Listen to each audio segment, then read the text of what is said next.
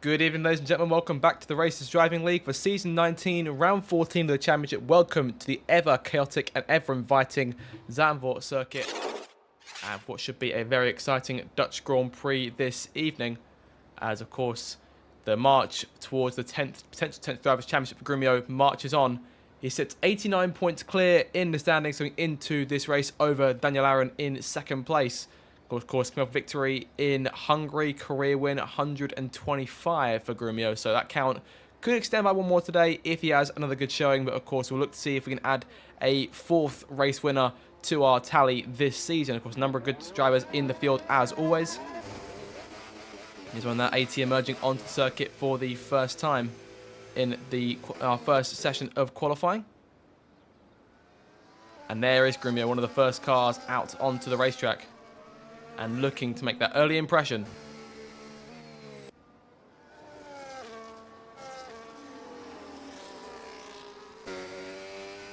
Of course, he's taken 11 wins. Excuse me, sorry, he's taken 10 wins from this season so far.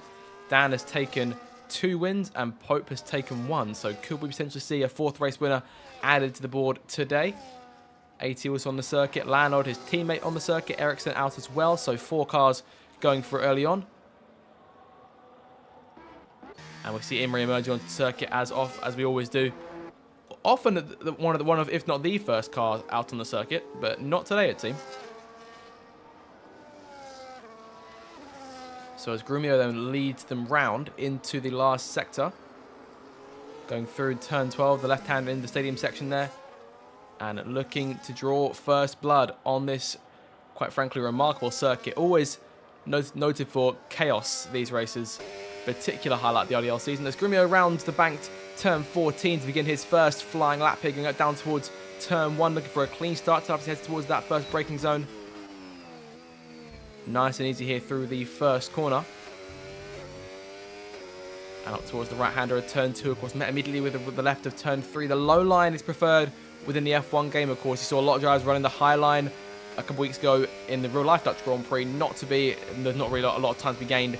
As we come to the end of the first sector now, Grumio 23.9 to keep things off as he goes down into turn 7. Keeps the car in 6th gear. You want to try and keep it higher revs. You want to try and avoid losing too much time. There's a Haas parked there on the track, or on the racing line rather, as Grumio goes through turn 8 and 9. That could have been very, very dangerous. And that could have seen the 9-time champion out of qualifying very early on indeed here. But as Grumio comes through into the second sector now, he's only got a few more corners to navigate to complete this first lap. 48.004 at his second split. But through turn 12 and just 2 more corners to go, of course, setting himself up for turn 13. Of course, the entry to turn 14, that long sweeping right-hander. As he comes out turn 14, back over to the left-hand side up towards the line to complete that first lap. 1:08.859 for Grumio. It's not a bad start at all then. A fantastic first lap. But who was that Haas parked there at that part of the circuit? It looks as though it may have been Che. Of course, I won't point fingers because I'm not entirely sure as to which one it was. As we see Imre being exposed in the chat. But Imre out on the circuit now, of course, still gunning for that first victory of the season. As he rounds turn 13. But confidence for Imre going into this race must be high. Of course, he's had a good last few weeks, but still yet to register that victory. As he goes second fastest, 1:08.888 on the board. And not too far off Grumio at all there. The gap only less than 300 of a second. So definitely a good start. As Dan goes third fastest, 1:09.118.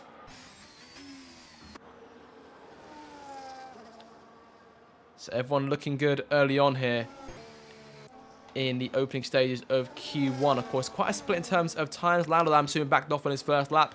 Went on 1:23.6. He's 12.5 seconds improving on that last effort. So I imagine we'll be seeing a bit more out of the former champion this time round. He comes through into turn 13 and DRS in play. Of course, still reeling from that potential victory in Belgium of only a few weeks ago. It was just 2 weeks ago at this stage. Landlord 6th fastest this time, 1:09.801. So the lowest of the 1:09s so far. Ericsson, EJ and Ben have all set 1:10s. Ben into the pit lane for RB to complete his first run of the session. HB Cook out on the circuit there, still running in P9 in the championship, but crucially just 7 points back from Cott. and Alpine are missing both their full-time drivers at the minute. Whether we'll see any of them join us midway through qualifying, not entirely sure, but Brashman is in as the lone Alpine in reserve tonight. So no points being scored for that outfit. So a good result for Sauber. Could see him try and move within striking distance of the Enstone team in the Constructors' Championship. Of course, that's the fight for P6. Alpine on 71 points, Sauber just 19 points behind on 52. So all to play for as Grumio retires, as the midfield remains ever competitive in RDLs. So he saw some move up there. 10th Cannon to P7, 1 minute 9.943. Of course, made Q3 last week. So a sort of return to qualifying, the old qualifying form for that of 10th Cannon. Of course, only back in the league for sort of just under the last half of the season so far, based on the first sort of 6-7 rounds. Just the 2 points on the board for her so far since Canada. And looking to add to that tally a bit more, of course. In terms of points distribution, I mean, over half of the pack haven't registered any more than 25 points. 11th place Curtis with 24. Everyone obviously below him in the standings yet to register anything higher than that. So, I mean, that's a full race win. So, I mean, the distribution of points this season hasn't been kind to a lot of teams and a lot of drivers. Of course, we see a fair few of them up the top, where Grumio leading by obviously 89 points. He's got 268 to his tally for the season. Of course, that comes down to a lot of race victories.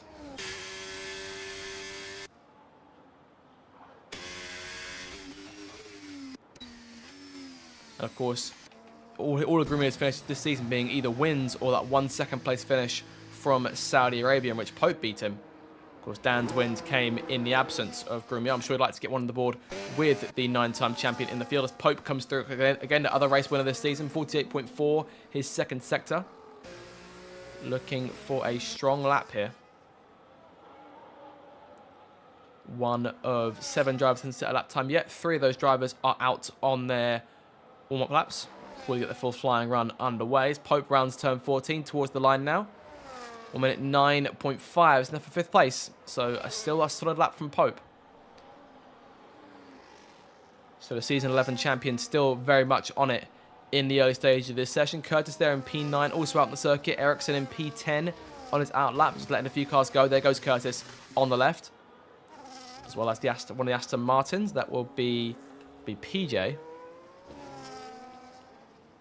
PJ just 13 points for him so far this season. Aston Martin had a tough first 13 rounds. Between them, just 39 points on the board, so P8 in the Constructors' Championship. They look to try and turn that around over the rest of the season, because we are now into the second half of the campaign. There'll be just 10 more rounds to go once this Grand Prix comes to an end. Of course, the season capping off with the reverse grid, reverse circuit finale at Silverstone mid-November. So PJ towards the line, start his first lap of the evening. Into turn 1 he goes. His teammate is there in front of him. I shouldn't think there be any teamwork in play here, as both cars fight to get bankers on the board. But I should expect to see the majority of cars up front retiring that when they know that they're safe in Q2. And there goes Che, almost, as I say that, retiring.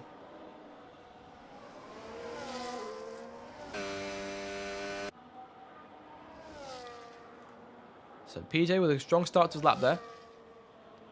And Ethan going through turn 9 of the minute, just in front. And we'll see which Aston Martin driver emerges fastest at the end of these first runs. As Ethan leaves turn 10, DRS in play for the run towards 11. Of course, one of the peak overtaking opportunities on the circuit.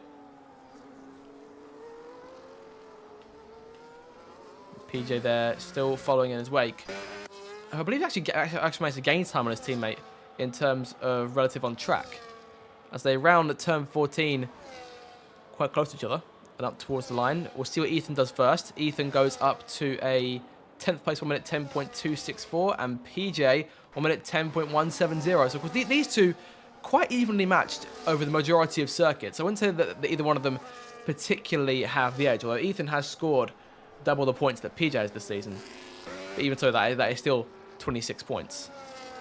So of course, these two have always been sort of kings of the midfield in recent seasons, but perhaps that's not a stronger campaign. There's obviously new pairings have emerged, new contenders have joined the fray. Of Cottony Goblin and Pope there, still P5 in the Constructors' Championship. Of course, Pope bringing a lot of those points to the table. Cottony Goblin yet to register a point from these first 13 rounds. I'd see if that changes today. And we'll see exactly how chaotic this Grand Prix will be.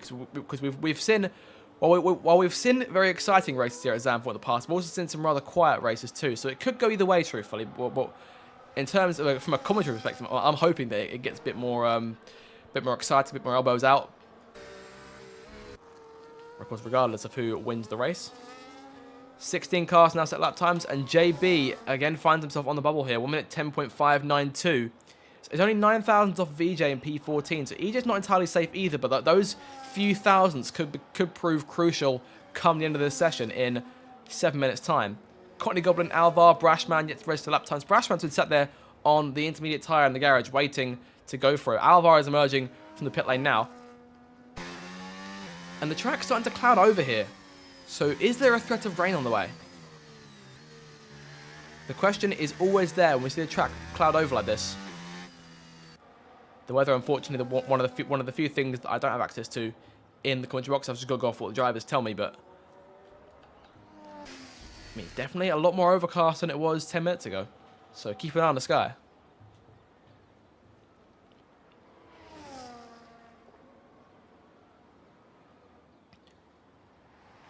HB Cook last corner here up towards the line. We'll see what the Sauber driver can put himself into. Nope, never mind, he's pitting. 1 minute 10.3. He's very much... Now he's the one at risk of... I mean, EJ up into P11 now. That was very weird. Alvar on the circuit, as I say, looking for that first lap. JB emerging onto the racetrack as well. Of course, still there in P15. So as I say, the last car going through right now while his teammate tops the timesheets. Of course, Williams closing that gap in the Constructors' Championship in the last race. 26 points separating Haas from the Grove outfit at the minute, at the top of the table. And in terms of the race for third place, that got a lot closer after Che's slightly lackluster result in Hungary last week. Of course, a late spin. He was up there fighting for the win, couldn't quite pull it off. Made his move with about 5 laps to go. It didn't quite pay off for him. Grimio went on to win. Of course, spun out late on and came home with a lower points paying finish than expected. So Chase sits on 132 points now for the campaign. Dan, very much the main point scorer, I think, for the team in terms of their Drivers' Championship prospects. Should they have a chance to catch Grimio, who may have well up at this rate, wrap up this championship with at least sort of 4 races to spare if he keeps on building his lead. If JB comes to the line, then we are looking at the Constructors' Championship whether JB can get some more points on the board to assist Grumio. 17 points for JB this season, P13 in the championship right now. But only 9 points off of Ethan in P10, so a good result could change that. That's how close the midfield is. Then those places could change hands with just one good result. Of course, it'd do wonders for Williams too. JB into the first sector up by 3/10 there, so finding some more time. Through 7 into 8 now. Keeping the car well under control. Came quite close to finding the grass there on exit at turn 9, but through 10 now, keeping the car steady. And we'll see how much time he's gained at the end of the second split. He comes in towards turn 11. He's up by almost 6/10 now, so big improvements for JB here. He'll want to try and keep this lap valid as he goes through turn 12. Looked a bit wide through turn 12, but kept it going. And now through 13, one more corner to go. DRS in play for him through turn 14 to complete a lap that should likely see him perhaps up into the top 10. That's to wait and see, and comes towards the line here. JB crosses the line, 1 minute 10.1. That's more like it from the veteran, and up into P11. But it's about a 10th or so away from the cutoff, but a few more drivers underneath him now. So that anxiety of being the last car on the cutoff extinguished at least for a little bit. There's 3.5 minutes to go, and we are still seeing cars on the circuit. Still waiting to see Cottony Goblin and Brashman emerge from the garage for the first time in this qualifying session. But right now, Ethan is the first car, or the last car going through. HP Cook's the first car out, and Ben there, P17, about half a second back from HP Cook and about 6/10 back from Ethan. So big improvements he's made in this lap for the RB, but there's a Haas car in the way there,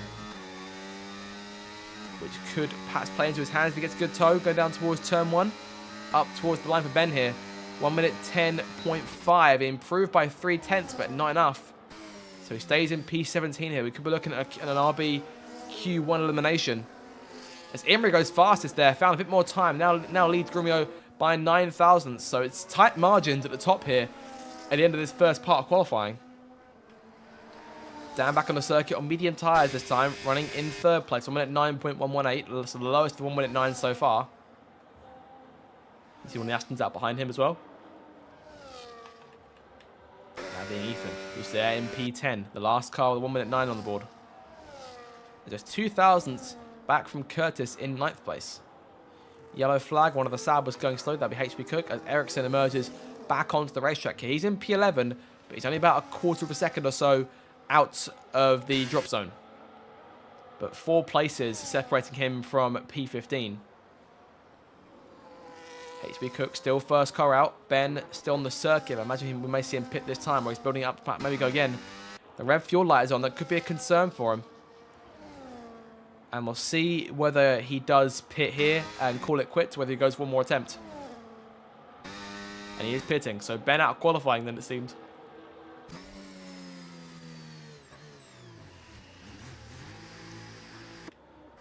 Connie Goblin now emerging onto the circuit. Where is Brashman? He has not come out the pits as of yet.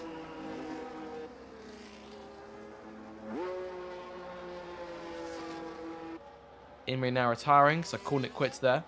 But now the fastest time in Q1. Pope retiring too. Dan back in the garage now. 80 there, still in the pit lane.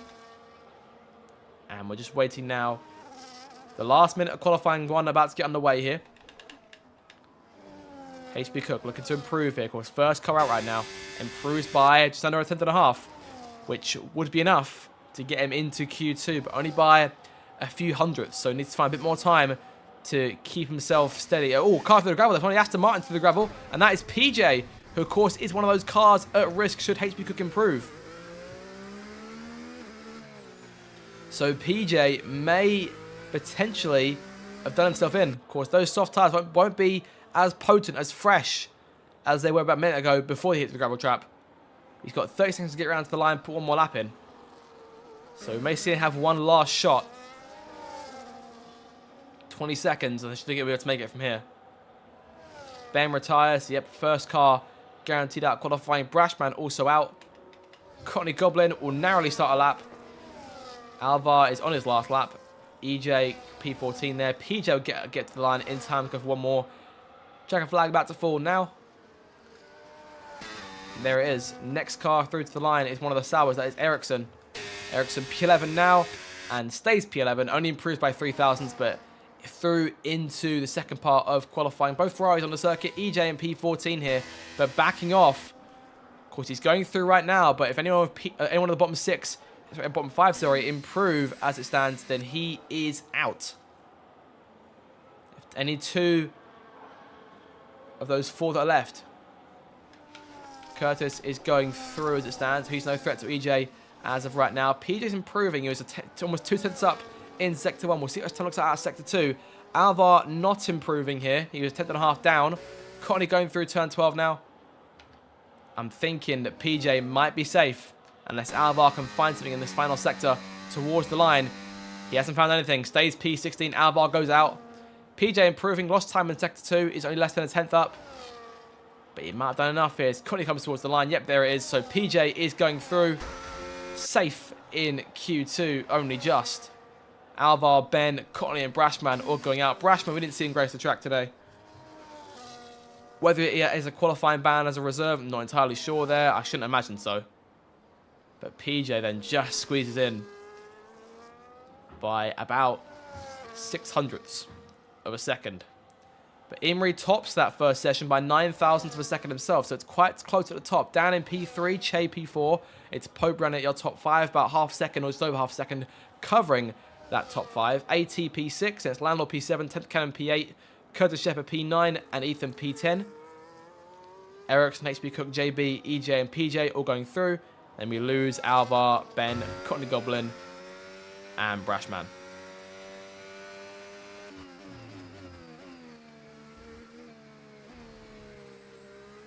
So several storylines to follow then leaving Q1. And of course, things get a bit more interesting in Q2. We cut them down to 10 cars. And we'll see that rain later on. Things look a bit brighter as they did, and they did about 10 minutes ago. So it's just looking a bit cloudy for now. We'll keep an eye on the rain for the minute, and we'll wait and see what goes on in Q2.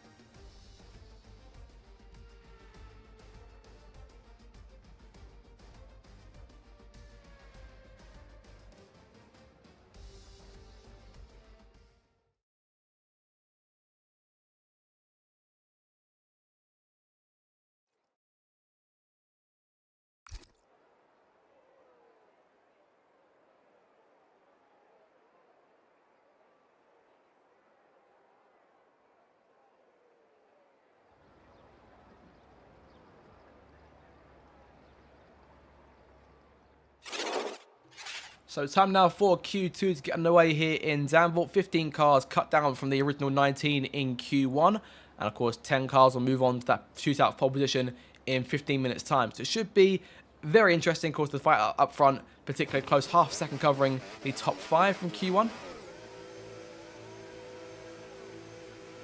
So who takes pole later on in the evening is anyone's guess. Grumio again first out on the circuit. We see Imrie out a bit faster this time. Second car out behind the reigning champion. AT emerging as well.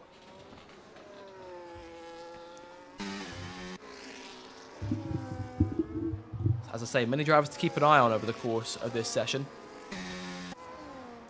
We've got a number of cars who are very capable of making Q3, but of course have to scrap with those around the same sort of pace. So both Saubers there in Q2 this time around. We're going to see both of them into Q3. Had to wait and see on that. Both Ferraris, again, they're around that same sort of pace. Look, they look quite good in recent weeks in terms of getting themselves at least one car to Q3.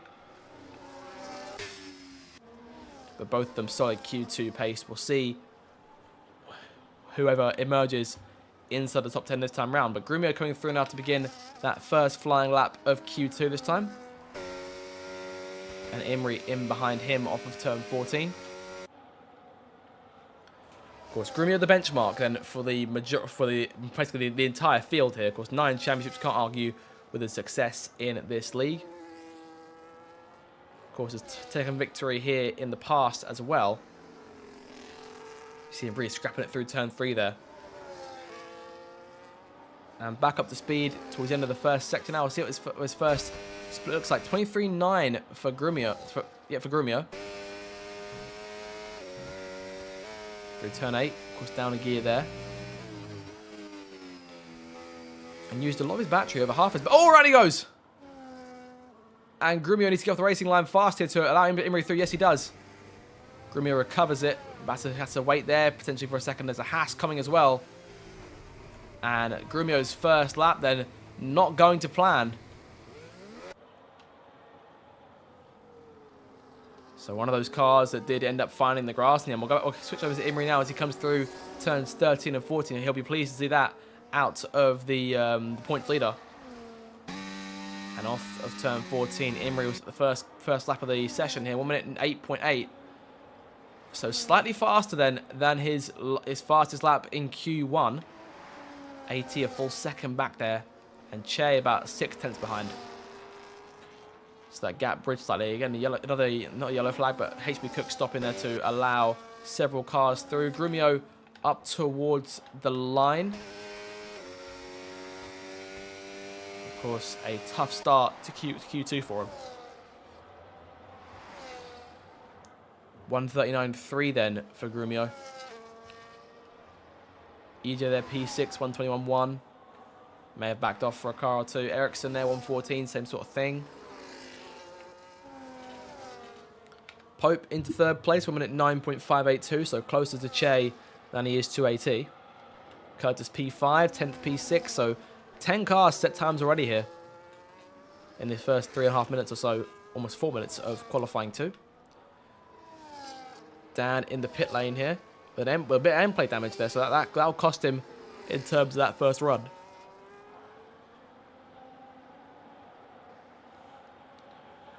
HP Cook P13.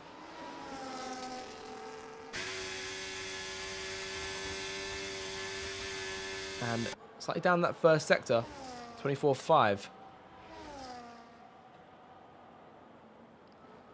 As I say, big opportunity for HP Cook to perhaps gain a place in the standings with a good result. Of course, Cott not in this Grand Prix. Currently, just 7 points in front of him. So a 6th place finish or higher will do it for HP Cook. Which I think works out nicely because he's been running around P6 the majority of weeks in these last couple of rounds.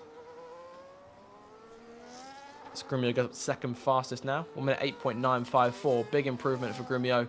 And Landon into third place too. 1 minute 9.078. So a bit closer again. Last corner for the salvage driver up towards the line. And up to P10 there. So the last car going through from these first runs.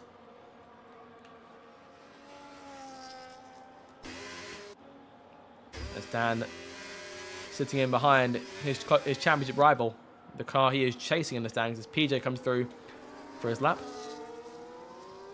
But Dan gets tied up to temperature as PJ navigates the car through turn 2 into 3 now. Again, running that low line. I shouldn't think we'll see anyone run the high line today. The sun back out again, so things brightening up here in Zandvoort. 24.4 is first sector.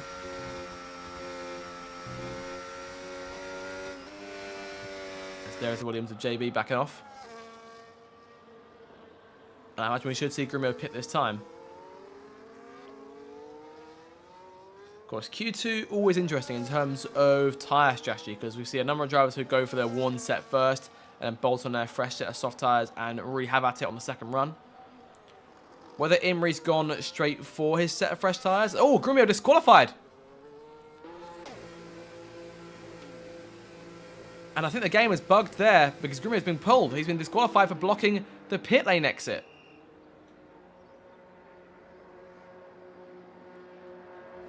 And that is a revelation all of a sudden. And whether that'll move Grumio down to dead last in the order or just down to P15 for the race start. But all of a sudden, Grumio has got a gargantuan task in front of him to get through the field. And that'll leave things a bit more wide open for pole position. We could see potentially a far more exciting race up front.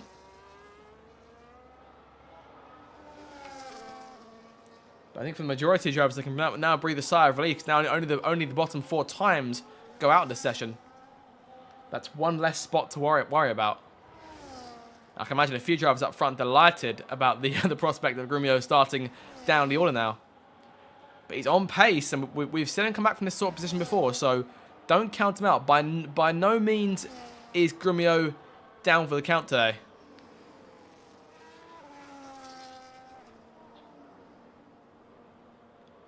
But for now, Imri is fastest by over 2/10. About a quarter of a second separating him from Landlord in P2 now, just under a quarter of a second rather. Dan in P3, Che P4 and Pope P5. Ethan, AT, JB, Curtis and 10th Cannon all going through right now, but it's all very, very close at the minute. Save for EJ, that top 13 separated by 1.7 seconds. So close stuff here. Imri back onto the racetrack.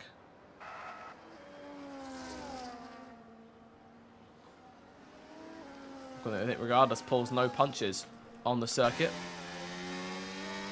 Confidence in Ritomi was high going into this Grand Prix weekend.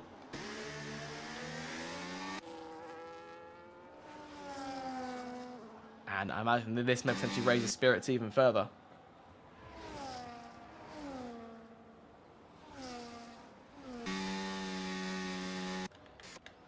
Pope into turn 13 here.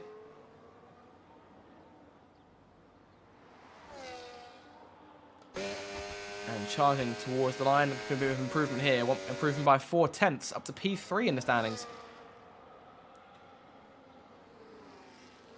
As of course that fight for third place in the Drivers' Championship gets ever tighter between those cars in the top 5. Of course, Dan is a ways in front of those guys, more focused on chasing Grumio. And the advantage could be in Dan's favour here. Grumio starting down the order. If Dan can try and win this race, then that'll do him a world of good in the standings, even if he is 89 points behind the championship leader. But Shea currently in third place, 132 points. It's just 2 points back to Landlord in fourth place. It's another 9 back to Pope and another 4 back to Imri. So 15 points covering P3 to P6 in the standings. So that position could change hands come the end of tonight's race. I'm being told Grumio was going slowly into the pit lane, and I guess the game thought he was going too slow, and thus disqualified him for blocking the pit lane entry. I think it's an exit. Although I'm pretty sure that's the game being wrong. Blocking the pit... Okay, so just blocking the pit lane. Right, so Grumio disqualified on that front then. So focus now turns back to the racetrack as Imri looking to improve here. Not much, but by about half a tenth here, he's finding a bit more time. Looking at perhaps a 1 minute 8.87. Sorry, 8.7. Yeah, we'll figure out when he crosses the line. Through turn 14 to complete that next run on what I imagine are his fresh, soft tyres. And improvements for Imri there. 1 minute 8.769. So another tenth or so clear. Another half tenth clear of Landlord. 3 tenths up on the second place car. And 5 minutes to go now. As it stands, 10th Cannon, HB Cook, PJ and Ericsson are the 4 cars joining Grumio in that bottom 5. And it'll be interesting to see again where Grumio gets started, whether it be P15 or whether it be P20. I should imagine P20. But currently just 4 cars out on the circuit. Sorry, 5 cars on the circuit. I should imagine we'll see a number of these cars from around P9 to P13 all emerging. JB coming out the pit now. EJ staying where he is. 10th Cannon staying where she is. HB Cook in the pit lane. PJ on an outlap, so trying to get another one of the Astons into Q3. Ethan's there in P7 right now, so things looking good for Aston.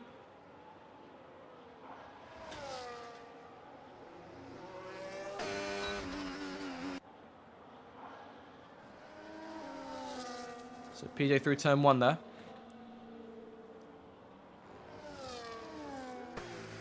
Imri now retiring. I'm told his second lap was on his used set of tyres, so not a lot of improvement from Imri in that second lap, but improvement enough to keep him in front of Landlord, and more critically, he would have been further in front of Grumio had he not got himself disqualified. Curtis retiring too, P6 for the Ferrari driver right now. EJ is there, the last car going through by about 800ths to 10th Cannon and P11, so it's awfully close.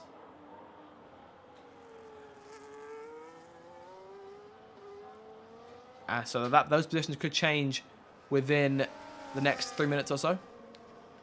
Ericsson goes into P8 there. That'll make life harder for a number of these guys. You're looking at now a minimum a 1 minute 9 to have a chance to get into Q3. As JB starts what could be his last run of the session. Yellow flag in front. That's one of the Saubers stopped there. Oh, Ericsson's got around. Leaving turn 1. He'll recover that. Luckily, no one else around him for the minute.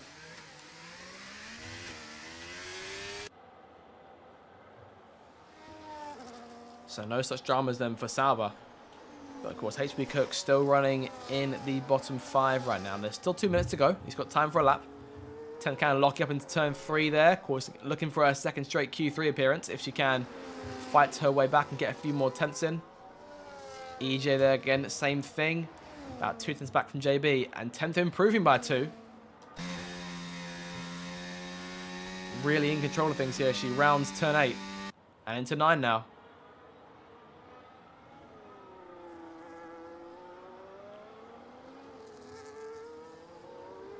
80 there, P4 now, 1 minute 9.205.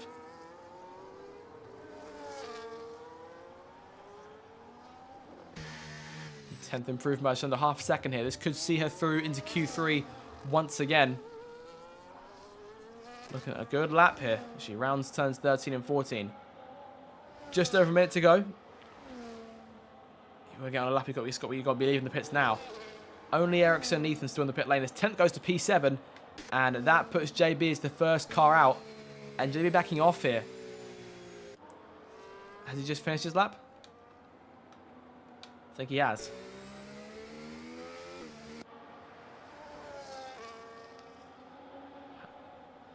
I don't think he's got time to go again, so we could be seeing JB out potentially. EJ still P13 there. HB Cook improving by 0.2 at the end of the first sector. Up by almost 4 now, leaving sector 2. But needs about 0.7 in all. So needs a big gain in this last sector to get himself up into the top 10. His teammate Ericsson is currently the first car going out. He's in the pit lanes. That should eliminate him from Q2. Last corner for his fellow Sauber towards the line. What can HB Cook do? P11. Not enough then. Needed about another 0.7 or so. But both Aston Martins going through right now. PJ, the last car in. JB going to run out of time here, as will EJ. Both cars look to be out, and there'll be no real fight to scrape a place in Q3. Now, checker flag is up. HB Cook is out. JB is also out. EJ eliminated as well. HB Cook being out as well. And of course, Grimio with that disqualification became the first driver to go out qualifying this round. But Imrie tops the session once again from Laddle and Pope this time. AT P4, Dan P5, Che P6. Then it's 10th, Curtis, Ethan, and PJ going through to Q3. So both Aston Martins, both Red Bulls make it into the top 10. Both Haas cars, both McLarens. And of course, the lone Ferrari and the lone Mercedes.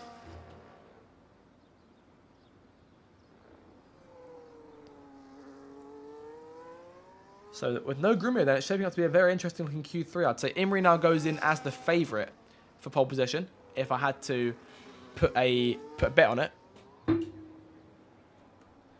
But we could see some late surprises as people start to come alive in Q3 in that scramble for pole position.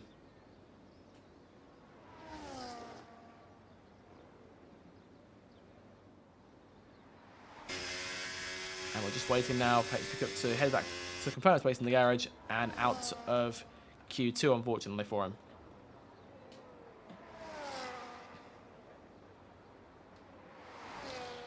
Of course, tough session for a number of cars there. Pope obviously a close challenge there. Could be looking at a spot on the front row should his Q3 go well.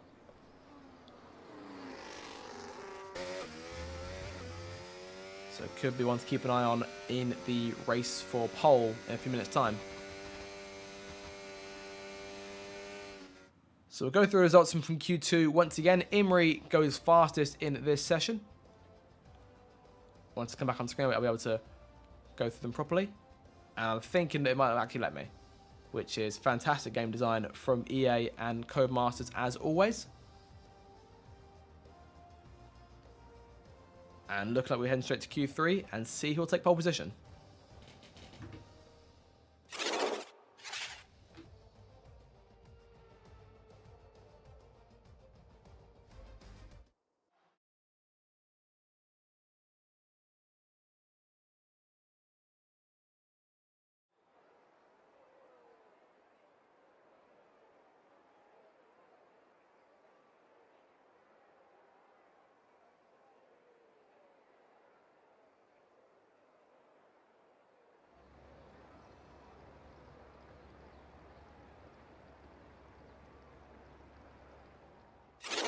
Time now then for Q3, the last part of qualifying in this evening's Dutch Grand Prix.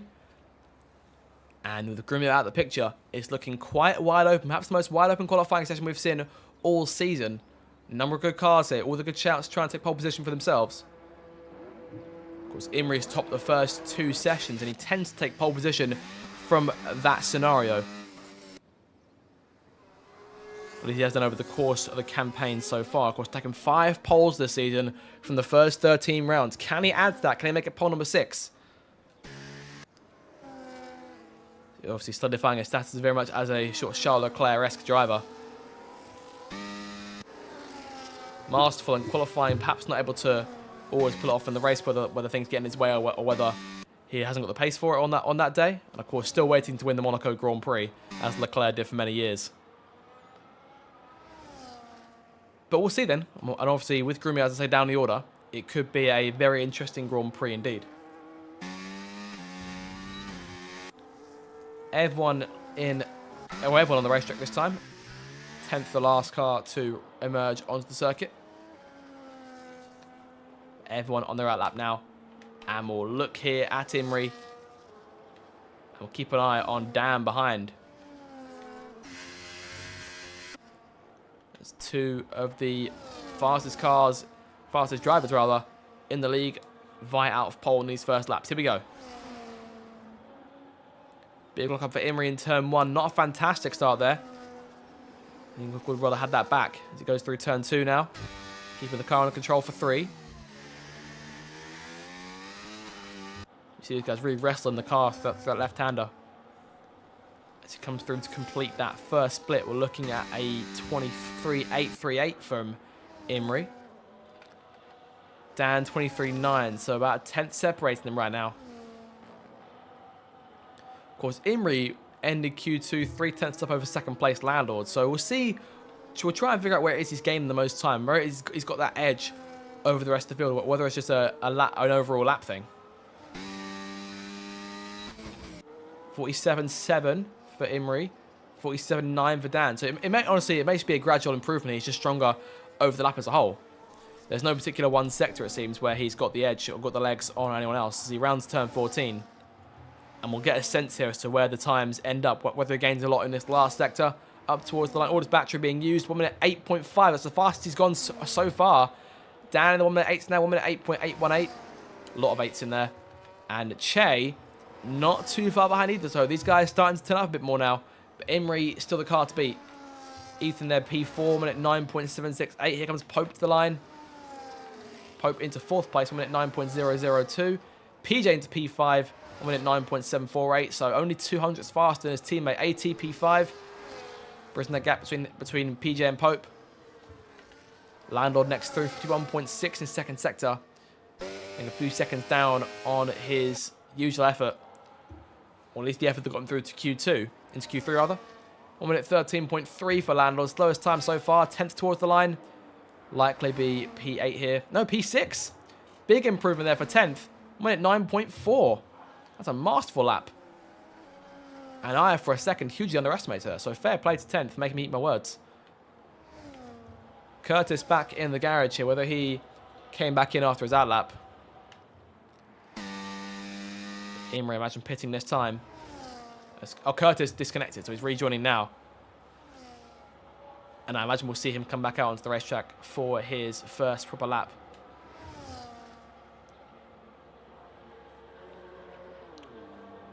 Again, a very interesting second part of qualifying 3 in prospect here, as both Haas cars return to the garage. Of course, both Astons into Q3, fantastic achievement for them, given how close qualifying's been this season. Of course, Curtis representing Ferrari in Q3. Of course, those guys have had decent qualifying pace, but in terms of the races this season, it's mainly been problems early on that have plagued them in opportunities where races could be on for them to score more points. They sit P9 here, 8 points off Aston Martin and 9 points clear of RB, who have been stable at the bottom of the table all season. So we'll see if there's any change there come the checkered flag in about an hour's time. But RB have been just unable to get themselves going. Of course, the team that won the Constructors' Championship last campaign with Grumio and Landlord, represented this season by Alvar and, of course, Ben now. Ben joins mid-season as AT takes the escape road there, and I can't say that I've ever actually seen anyone do that before, so that's something new. But just under 7 minutes to go, and everyone minus Curtis has come through and made their first lap. Imri going again here.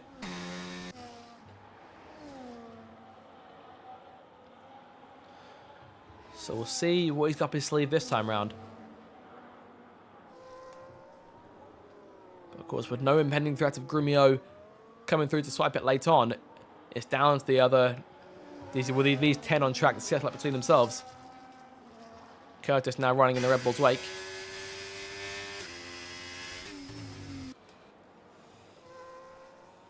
He's just looking for a strong lap here.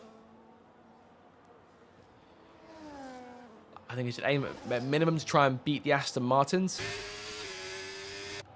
And if he can beat 10th as well, then that'll put him in good stead. Of course, those Astons fantastic in qualifying in the past. Of course, PJ's pole position in China was over a year ago this stage, and we still remember that day. Of course, ran with the front runners, the majority leading that night.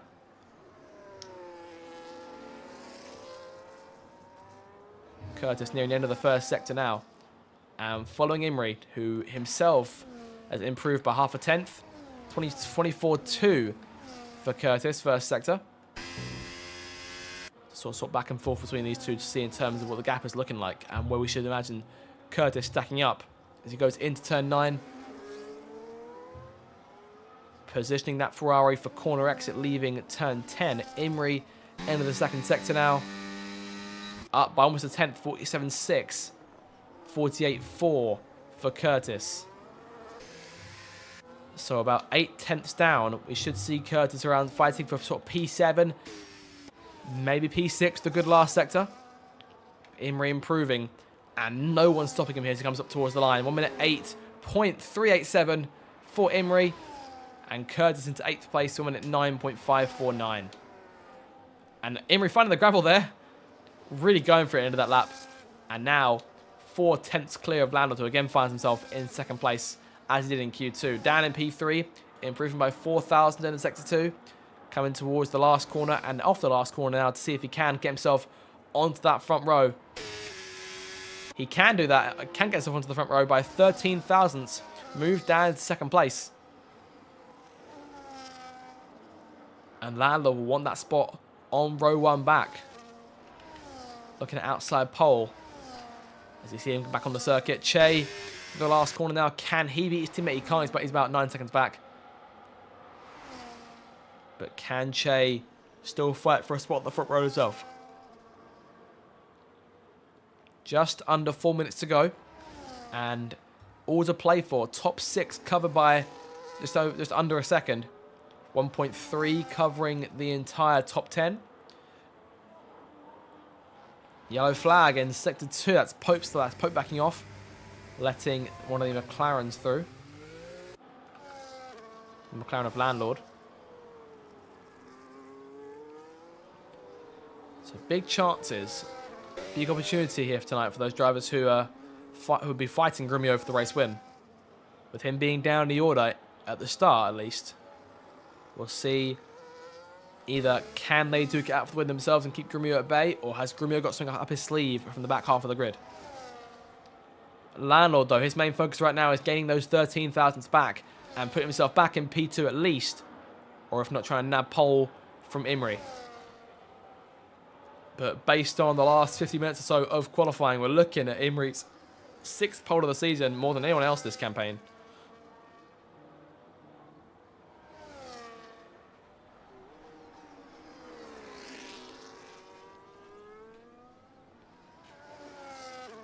Landor through turns 4 and 5. End of that first sector. And down by 1.3. So not a fantastic start to the lap at all here. And I think he is going again next time round.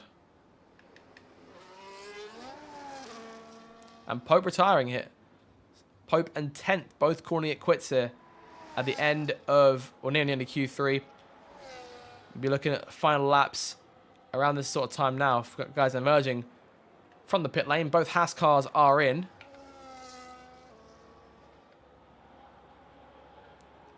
And there is rain starting to fall on the circuit now.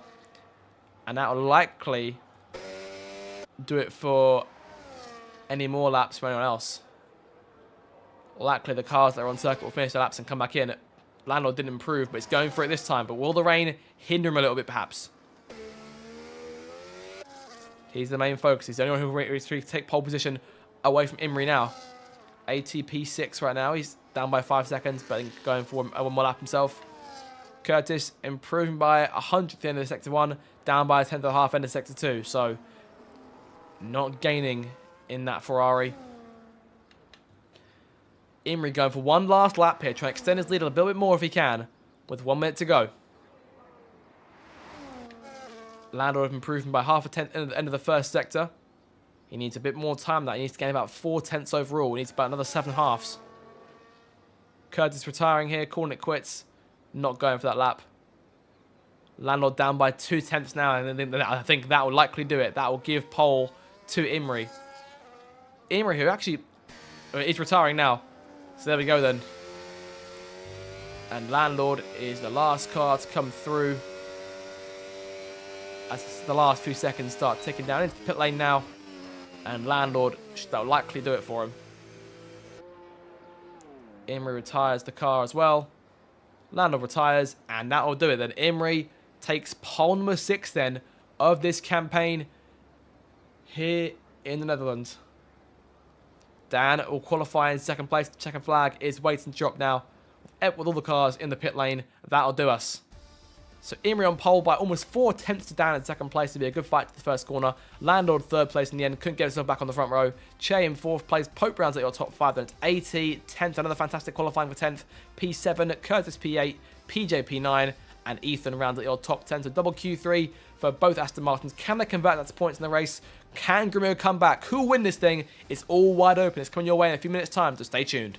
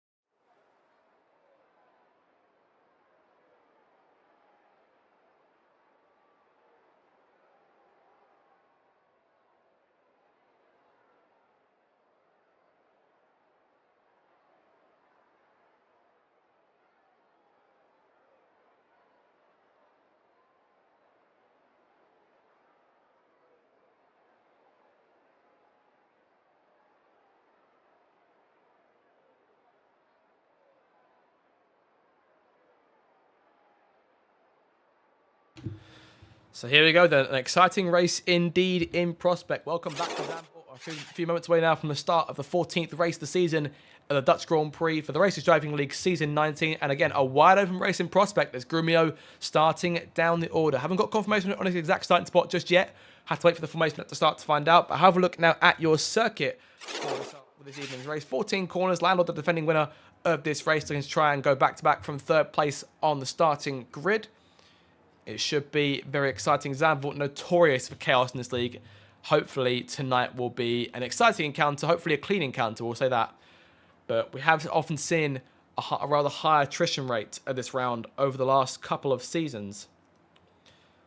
And we've seen it all at the circuit, truthfully. We've seen photo finishes, we've seen large shunts, we've seen races decided by track limit penalties. We've seen it all here at Zandvoort in the RDL. And hopefully today we'll add one more illustrious chapter to the history of this circuit in terms of this competition and our regular routine Grand Prix here. Of course, Imrie on pole, 6th pole of the campaign, and perhaps his best chance all season to take victory. He's been far away the fastest car so far tonight. And with Grumio out of the picture, at least for the start of the race, it should make for a very interesting one to see the 9-time champion truly show his stuff and work his way up through the order. Just waiting now on the last few drivers to ready up and get ourselves underway for the formation lap. Here we go. So Grumio then indeed P15 after getting disqualified from Q2. So have a look now at your full starting grid for the Dutch Grand Prix round 14 of the season. Brashman starts from P19, took a quali ban, so starts by himself the reserve on row 10. The lone Alpine in this race, no Cott or Websey, so a good chance for Salvage to try and close some points. Cotney lines up P18, not a fantastic qualifying for him. Starts on the hard tyre for this evening's race. Mediums and hards for the entirety of the field here. Both RBs in front. Ben and Alvar going for that hard tyre as well. It's looking for a longer first stint should things all run green. Grumio lines up P15 then. Has the pace to compete up front, but obviously that disqualification for blocking the pit lane could play into the hands of the cars in front of him. EJ P14 here looking to add some more points to Ferrari's tally. JB P13 A rare sight to see him starting in front of his teammate this season. Ericsson lines up P12, the two Sours share row 6. HB Cook narrowly knocked out qualifying, looking to try and gain P8 in the championship. It's currently 7 points back from Cott, so 6th place or higher will do it for him. Both Astons made Q3, top 10 for both Ethan and PJ. Medium tyres for both cars here on the start. Same thing for Curtis in front, the lone Ferrari in the top 10. And looking to try and score some more points for the Scuderia to get them closer to the cars behind in the constructors. 10th lines up P7, another solid quick Q3 appearance from her. And finding her way again once more in the RDL. 80 lines up P6, out-qualified by his teammate, but of course closing on that fight for P3 in the standings. Pope P5, looking the lone car in the top 10 of the hard tyres. Che P4, looking to try and avoid losing P3 in the championship. 2 points back from the driver, starts just in front of him. Landlord there in 3rd place. Dan lines up P2, big chance to try and close some points on Grumio, eat into the 89-point gap in the standings. And of course Imri on pole number 6, as I've said. And it should be an exciting one, of course. As contending in Hungary until that early safety car went against his plans, but now a chance to redeem himself and maybe take that first victory since back in Season 16. As Brashman, the last starter on the grid here, lines up.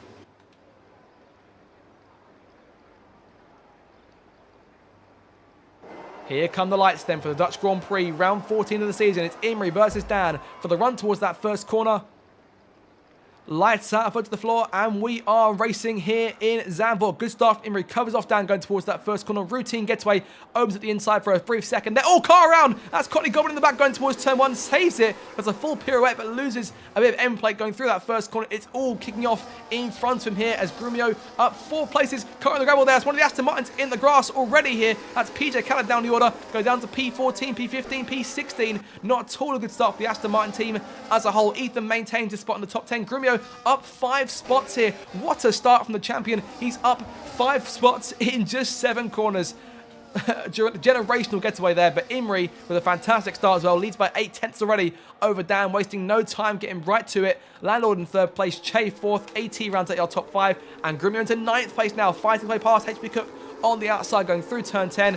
On corner exit, Grumio wasting absolutely no time here, and it is business as usual for the reigning champion. But HB Cook might try and come back at him into turn 11. Won't do it, keeps himself in line, knows better than to tango with the champion this early on in the Grand Prix. But Imri now already a second in front of Dan. Fantastic first lap, exactly what the doctor ordered, and Imri off turn 14 is 35 laps away from victory. A long way to go in this thing, but a fantastic start nonetheless. Of course, DRS coming into play this lap would make things a bit more easy for Grumio. He's making a move on 10th can, going towards turn 1. What a start it's been already from the 9-time series champs. He finds the inside line against 10th can and Imri's teammate, and going through turn 1 towards turn 2 now on the inside into 8th place. Curtis, and his next target on his hit list is very quickly emptying hit list. It's getting shorter and shorter by the second. He looks to line up a move on the Ferrari.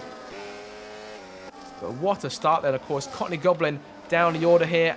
I believe has end plate damage. Yes, he does. Lost that left end plate. Pirouetted on the run towards that first corner. I think it was definitely contact. Not sure who with, but got caught out. Unfortunately, saved it. Kept himself going. Avoided the barrier too much.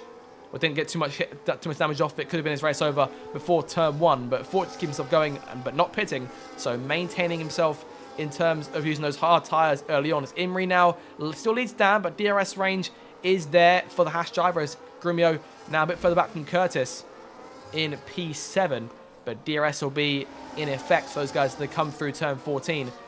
Landlord doesn't get DRS. He's too far behind Dan right now, but Dan is trying to close the gap to the Red Bull in front. Imri leads lap 2. Dan will likely take fastest lap here. He does. 1 minute 11.7, and Che going for it too. Che makes the move for 3rd place. The McLarens outclassed here by the Haas machines as Che up into the podium places. Grumio passing Curtis now into 1. Pope is next target. 2 champions about to go wheel to wheel here on the circuit. Should be very entertaining to watch.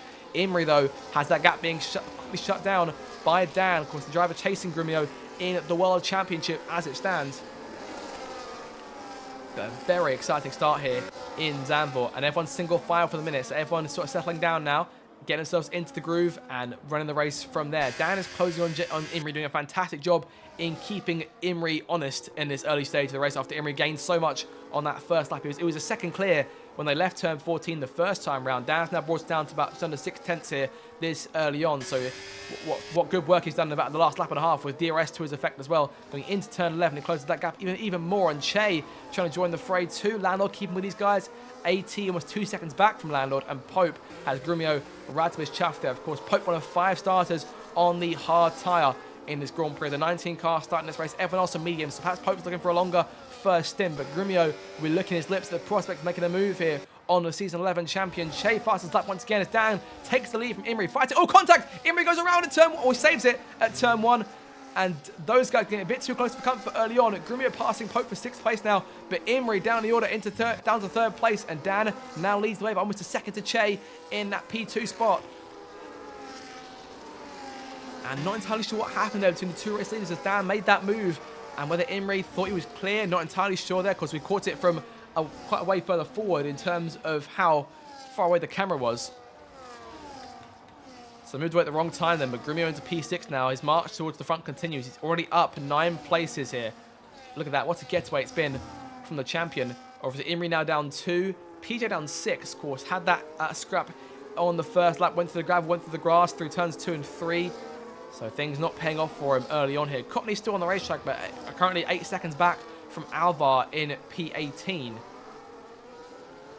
And the work begins now for Imri to try and chase down Che and Dan. And Landlord will look to try and get his move, make his move on the Red Bull as well. Try and compound the problems for Imri, but Che closing in now. Could be a battle between the two teammates for the race lead going towards turn 1. Che thinks better of it, keeps himself in line. Grumio up 10 places now. Into P5 he goes. And around AT, that's 4 laps, that's 10 places. Fantastic start as Curtis and Pope go side by side through turn 1. Pope onto the curbs there. Curtis takes full advantage and holds on to P7 here. Or rather makes the move for P7. 10th Cannon there in P9. HP Cook behind these guys in 10th. Of course, needs 6th place in order to take P8 in the Drivers' Championship from Cot. Of course, any points are good points for Sabra, so they tried to chase down Alpine overall. 19 points that gap going into today. We'll see if it shuts down over the course of today's race. Imri still 1.5 seconds behind Che. Used a lot of batteries to get himself that lead and got quickly reeled in. So work to do then to try and get himself closer to those 2 cars in front. He had to save some battery to try and get himself closer to the 2 leaders who are pulling away. Remarkable teamwork as always on show from these 2. But Grumio now finds himself within DRS range of his former teammate Landlord. Of course, the most successful partnership pairing in RDL history in terms of Constructors' Championships. As Che now makes the move on down for the lead going to turn 1. Of course, Che, one of those drivers, still going for his first win of the campaign as well. Hasn't won since last season. Of course, that last win came during Hungary last season, so it's been about a full campaign or so since Che's last victory. But can he get himself back on the top step of the rostrum today? I have to wait and see. He's doing a good job so far. He's up 3 places. And Cottony Goblin still yet to stop. Still carrying on with that damage. Perhaps banking on a safety car to avoid making that extra pit stop. And had a few sort of skirmishes early on this race, so seen a few incidents already. And Grumio, who of course looked down and out in Q2, that of course that spin in his first lap too. Let's not forget that. Of course, he spun, found the grass on corner exit at turn 9, lost the car. That was his first lap over with, and came back in and got disqualified, blocking the pit lane entry for those of you who missed it. So that's why Grumio is down in P5 right now, but obviously 10 places up from these first 6 laps. Does Dan try and close on Che for the lead here? Does Dan again go for that more aggressive move? Getting closer and closer, and to go for it here on his teammate. And locking up. Che could get a switch back in potentially on corner exit. Won't do it. A chance to the inside here. But Imri is falling away from these guys. Honestly, I think it's the lack of ERS that's doing him in as it stands right now. Because these guys have both got a fair amount left in the tank. Imri's got about half of what they got. Just over half, rather. And Landlord and Grumio, obviously the masters of ERS management over the course of the Grand Prix. Not burning up too much, of course. Obviously, having the natural pace helps with that as well.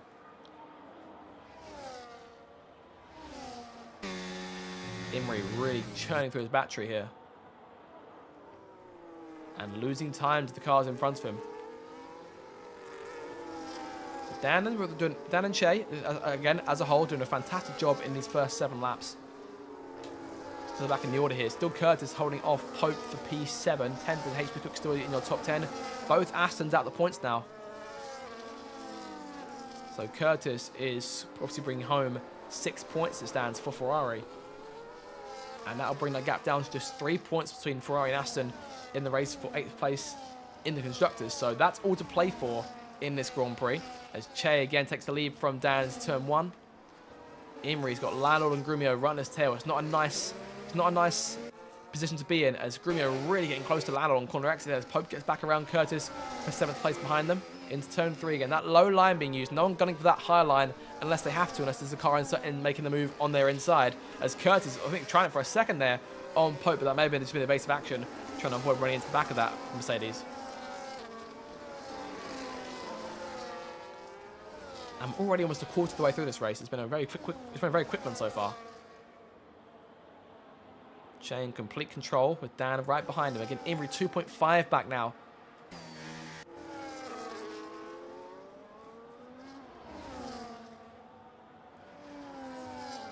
Oh, he'll need something to get himself closer to those Haas cars again. Otherwise, this will be as hard as he goes in this race. And of course, with Landl and Grumio both on his tail, and with DRS and more battery to play around with as well, it could be looking like P5 in prospect for the pole sitter. We'll see what Landl and Grumio do here. I think Grumio has been more concerned with taking on Landl first as they round turn 14 again. Another lead change up front. Dan taking the lead from Che. On to lap 9 now. Again, quarter of the way through this thing as Landlord makes the move to the outside on Imri into turn 1. The Red Bull has no reply, and Landlord then takes P4 away. Can Imri get him back? Or will Grumio go for it first? Look at these guys. Brashman to P12 there from dead last on the grid as well. Keeping on that reserve in the Alpine, of course. Can't score points, but we're in top 10 purely for pride if you can help it. But Brashman there, P12, 7 places game. I think it's the second most of anyone in this Grand Prix. And behind Grumio, yes it is. PJ down 8 here. He's down another spot. Oh, to the grass again. And the first 3 corners not being kind so far to PJ Khaled. Courtney Goblin finally cedes and comes in to change that front wing and obviously get a set of medium tyres on the car as well. Tough break for Courtney Goblin to sort of have things collapse for him before turn 1, but sometimes that just happens in racing. Imri sliding there, perhaps got quite warm tyres as he comes through turn 12. Grumio on his tail behind. And will Grumio go for a move now, or will Imri try and get Landlord back? Both cars using the overtake, but Grumio's got more of it. Again, lead change until lap 10. Grumio making his moves instead of Imri's boxed in, going towards turn 1. Oh, and Imri locking up there. And down to P5, keeping control of the car only just. And they want to avoid losing that DRS to these guys in front of him now. Locking up here, I think perhaps driving a bit more recklessly than we'd normally see out of Imri. And as this is going on, oh, yellow flag, and that's another car around. As EJ is going slowly. Recovers it. Down to P16 now. It's down 2 spots from what I see. I can make that 1 as he finds a way around Ericsson.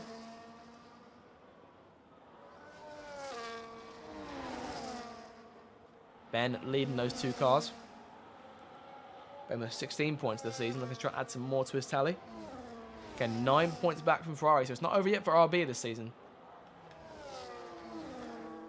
It's just been a struggle for them over the recent months. Imri still right on the tail of the 2 cars in front of him, but I think Grumio and Landlord are more concerned with fighting each other as they go through turn 13 and now 14. DRS in play. Grumio, poor exit there, poor run through 13. But takes full advantage of DRS going towards turn 1. Can Imri try and go through as well? Making his move to the in. Oh, he's going. I think went for the inside for a second there. And I think he's just run out of time to change his mind. As Pope passing AT. Curtis with these guys through turn 1. 3 car scrap for the 6th spot here as they leave turn 1. Pope wins out. And JB into the pit lane here. As we're nearing the first phase of pit stops in this Grand Prix. No wing change for JB. This is a routine stop then for Williams. There's their medium tyres going on. Perhaps looking at the 2 stop going 2 sets of mediums, 1 set of hards. PJ Khaled making his change too. And again, one of the medium tyre starters onto another set. So we are looking at the 2 stop on that front, but those guys will have to pit again regardless of how the rest of the race goes.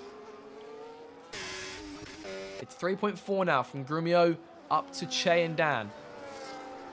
And Imri now 3 seconds back, 4 seconds back rather. And struggling here. To the point now where Pope is actually reeling him in. And almost inside the DRS range. Grumio and Landlord now are free to try and chase down the 2 Haas cars, at least Grumio is, as Che again makes the pass on Dan. Those 2 working spectacularly well here. Perhaps the best I've seen him working in quite a while. It's been a while since we've seen the Haas teamwork in general. As Imrie coming into the pit lane now. End of his first stint. Hard tyres going onto the car. So going for something different compared to JB and PJ. And being held there, waiting for the Aston Martin. No, never mind. Just the game being slowed. 10th cannon coming in now. Hard tyres going onto that car as well. She's away. Ethan going for mediums though. So both Aston cars looking at medium tyres. Imrie will emerge here in the 14th spot. So behind Alvar in the RB. Again, one of those drivers who started on the hard tyre. Of course, the race not over for anyone just yet. Anything could still happen in this thing. Still a long way to go. But we are a third of the way through the Grand Prix now. To Haas the majority of the way here since that move between Dan and Imrie at turn 1 on, I believe it was lap 4.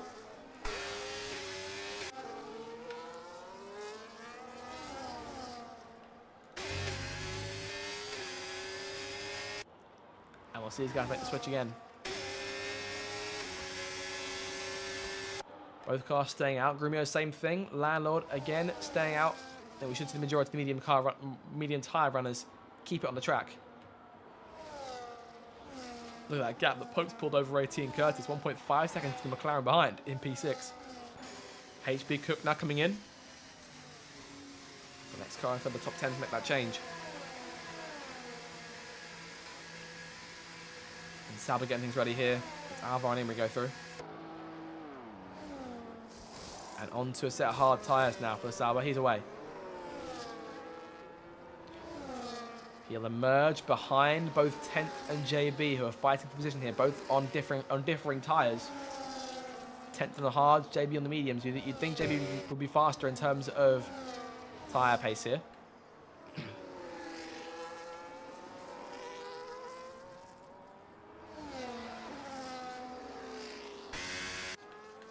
Up front, still same thing. Grumio closing a little bit here. He's brought the gap down to 3.2 seconds. We're not making a lot of headway into that gap. Those two Haas cars are still dangerously quick. In comes Dan to complete the end of what's been a very successful first stint. And Courtney Goblin on the verge going a lap behind Che here. Grumio stays out. Landlord, same thing. We're keeping on AT. He's got Curtis on his tail as they leave the last corner. Yep, in comes AT. Curtis staying out though. So the medium tyres starting to hit the cliff now. Yellow flag. Car around. I think that looks like it. Yeah, his Ben has gone off the circuit. And end plate damage done to that RB as well.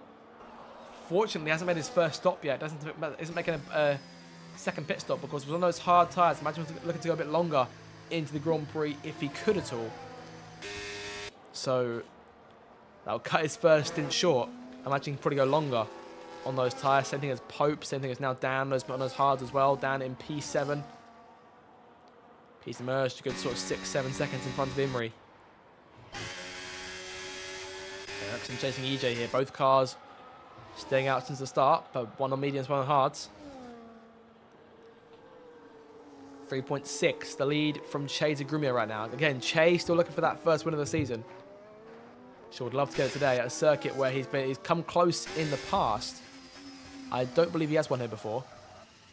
Although if he has won here, he may have won here during his first run of the title back in season 14 with Mercedes. It was a long time ago now, looking at almost 3 years or so since then.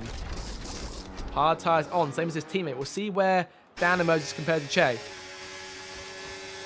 He makes the pass on Brashman going towards turn 1. Lap 15 now this race. Che will come out, but it looks like he'll come out just behind Dan. So those two not losing much time, but Brashman's going to want out of the way here.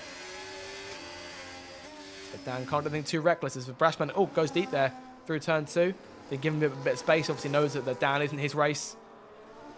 Sorry, that knows that Che isn't his race rather. And Dan there in third place now. Pope yet to pit. Grumio also yet to pit. So of the leaders, it's just those two we're looking for. And Courtney Goblin on the verge again of going a lap down right now.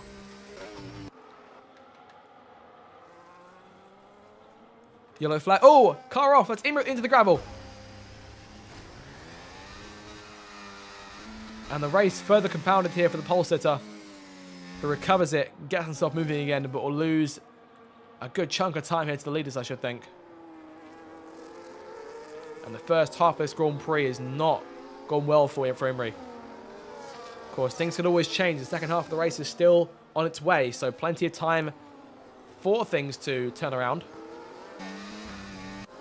Could see a safety car perhaps bring him back into the game later on.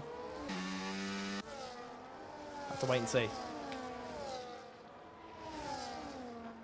Lando making the pass here on Ericsson towards turn 1 again. These guys have pitted going past the cars on on more worn tyres. Worn hards for Ericsson. He's one of the 5 hard tyre starters. Of those starters, 3 of them yet to pit. Those being Ericsson, Alvar, and Pope. Pope about 9.3, almost 9.4 behind, 9.2 rather behind Grumio. And Landlord swiftly closing the gap to EJ here as they round turn 7.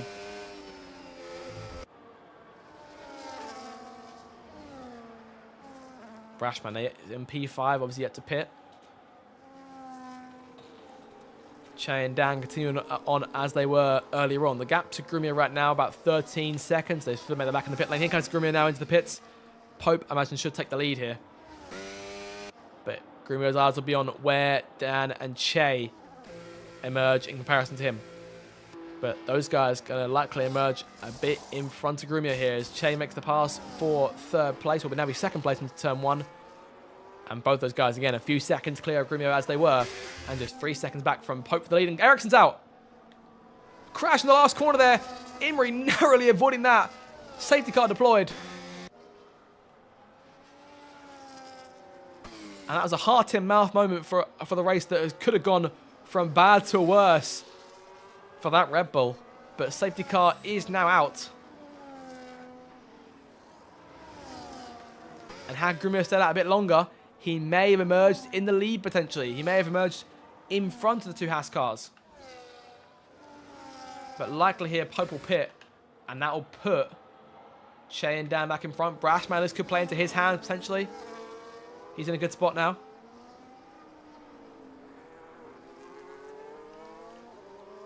But rough looking crash for Ericsson there, leaving turn 14.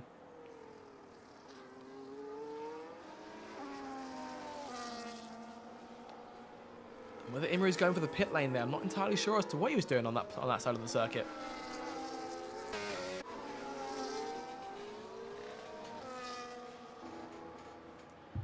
But we should see a change being made here for Pope.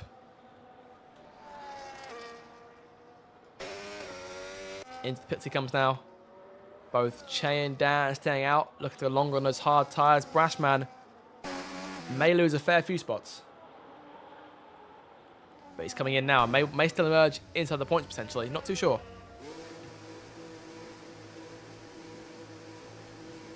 Benton taking a penalty there for ignoring yellow flag. That could be costly to him. Not entirely sure what he got that for, but a number of cars emerging here. Pope back on the red track on medium tyres now. So he's used both of his 2 compounds. Imrie there in P6. So order now restored. Che leads from Dan and Grumio, your top 3.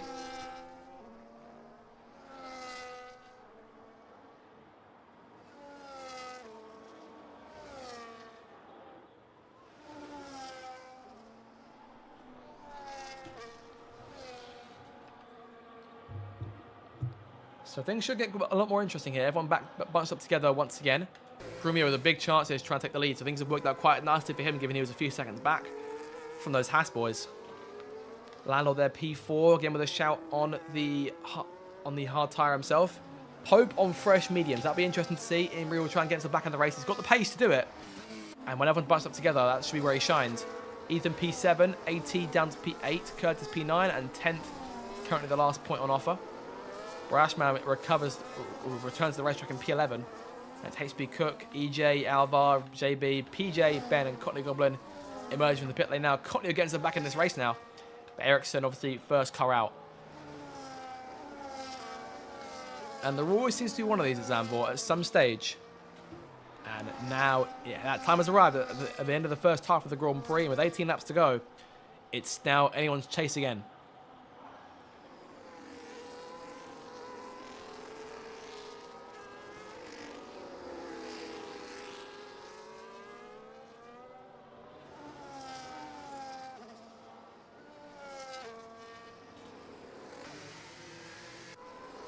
So how will Haas handle things here on the restart? That would be the question the main question to answer. Of course, we have got maybe a lap, maybe 2 laps until that happens, because of course we have to wait for Cottony Goblin to get himself towards the tail end of the train. Of course, also waiting on JB, PJ, and Ben as well to come through.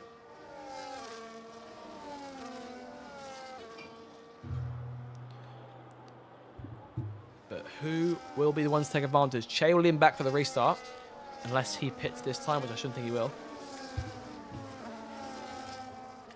But Dan wants to try and respond, and obviously Grimmy want to try and get around both cars. Will Dan try and play back up to his teammate, just to ensure they maintain the lead, and then start racing them again? Of course, they traded the lead a fair few times over the course of the first half of this race, but obviously that was down to the fact that they were a good few seconds in front. Of course, haven't looked back on that contact between Dan and Imri going towards the first corner. That'll be obviously a question for the stewards later on in the week. Pope's getting reports here. I'm being told Pope's getting reports of the safety car information not showing up on his screen, which could be a concern for him. As likely he may not know when the safety car comes to an end. Just waiting now on Cottony Goblin more or less to get up before we get going again. So imagine we should get going on lap 21 with 16 to go. Ethan pitting in. The lone car choosing to stop fresh tyres. Hard tyres going onto Ethan's car, which could theoretically take him to the end. I'll be hoping that it goes green from here. Everyone, of course, has now made that stop. And I don't believe that anyone needs to pit again for tyre allocation in terms of using both sets of dry compounds, or at least 2 of the 3. Cottony closing up, Ethan also closing up as well, having made that stop. And a moment or two to be able to get a restart going. Likely we'll get confirmation from race control as we head towards turn 11, going through turn 7 now. So it's up to Haas on the restart here, of course, the team that lead the Constructors' Championship by 26 points to Williams. A big chance to try and gain a lot more points on that team. Of course, 43 points to 15. It's a 28-point gain if they play the cards right. Safety car in this lap. That gap could be 54 points should things stay as they are.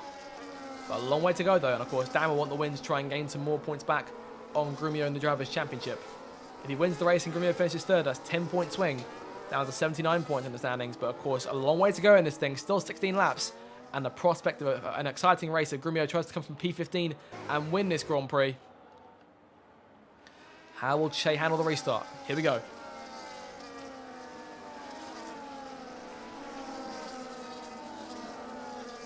Keeping it slow through turn 14. Dan right on his tail. Luckily, those two are communicating in terms of when to go on the restart. But Che across the field. There he goes. And Dan sliding a little bit there. Grumio following in his wake towards turn 1. Green flag goes back out. 16 laps to go here at Zandvoort. It's all single file. Imri going for move on Pope towards turn 1. Grumio trying the inside for a second. Doesn't get there. Oh, Pope and Imri make contact through turn 1. Damage there. I think I saw a McLaren end plate go flying off. It's AT. He's got lost an end plate on the right. And now massively hinder him here over the course of the next 16 laps as 10th Cannon and Brashman fight for P8 behind them. Brashman edging in front by half a car length here. Close to contact. 10th got squeezed ever so slightly there, but all safe. And Brashman moves into P8. Imri maintains P5. Bit of contact with Pope there, I think. So went through turn 1. No damage done to either car by the looks of things, so both of them carry on. As 10th again fights Brashman, and Curtis and HB Cook fighting as well position as well. EJ again there with the Sauber on the outside through turn 10. Ethan going way wide there. His teammate PJ now there in front of him, but now again Ethan pulls back in front, and it's all elbows out, all aggression here at Zandvoort, but everyone keeping it nice and clean as they do it. It's a train here that stands right now. 5-car, 6-car train. Being led by Che. But Dan closing in towards turn 1. On to lap 22 now. DRS back in play. That'll be when things get a bit more interesting. Move it wide there at turn 1. Nick Truck wanted to try the outside for a second, but couldn't do it. Ben into the pit lane here. Well, he's got some sort of damage, not entirely sure. See what tires he changes onto in a moment. PJ and Courtney finds him a P16 for the back. So PJ may win out on that occasion if he gets better exit out of turn 3. Bit of ghosting in play there as HP Cook rejoins the session.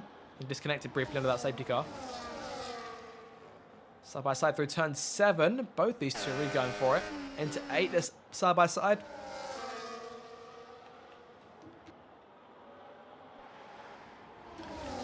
DRS now in play. And with a 3-car breakaway here. It's about 5-6 tenths back to Landlord in P4. So not quite as involved in the race for the lead. But Che keeping things comfortable for himself, or at least as comfortable as they can be, given the situation. It's his teammate going for him. And Dan moves into the lead. Grumio now challenging Che into 1. Potential double whammy in order for Che rather. But Che keeps himself in front narrowly there. Boxed in, the Williams boxed in by the 2 Haas cars. Got the inside for turn 3. Contact between Grumio and Che. For the second time in 2 weeks, those two colliding in some manner. And it's all going on up the front here as Grumio tries to wrestle his way past the 2 Haas cars. For the top spot, a bit of ghosting there. And again, contact. Grumio really going for it here. Imrie wide. Ben retiring in the pit lane. Tough break for Ben. Tough break for RB as a whole. But Alvar, at the minute, currently a place away from the point, but out of DRS range from Curtis. Have to keep an eye on that story later on this Grand Prix if he can get a chance to try and come back. Behind these guys is still Landlord, Imrie, and Pope. As Pope now goes for it. Imrie backing off there on corner exit.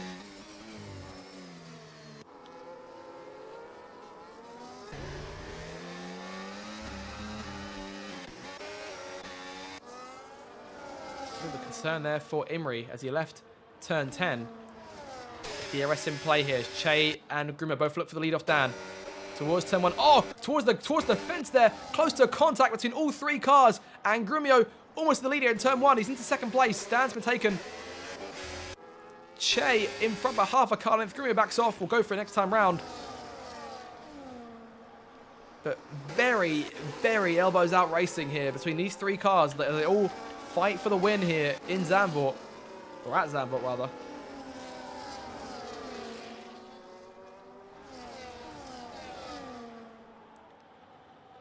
But you get the inevitable feeling that there may be a collision of some kind in the making. And they already got quite close that last time round. I honestly thought all 3 cars wouldn't see turn 1 on that run down the main straight.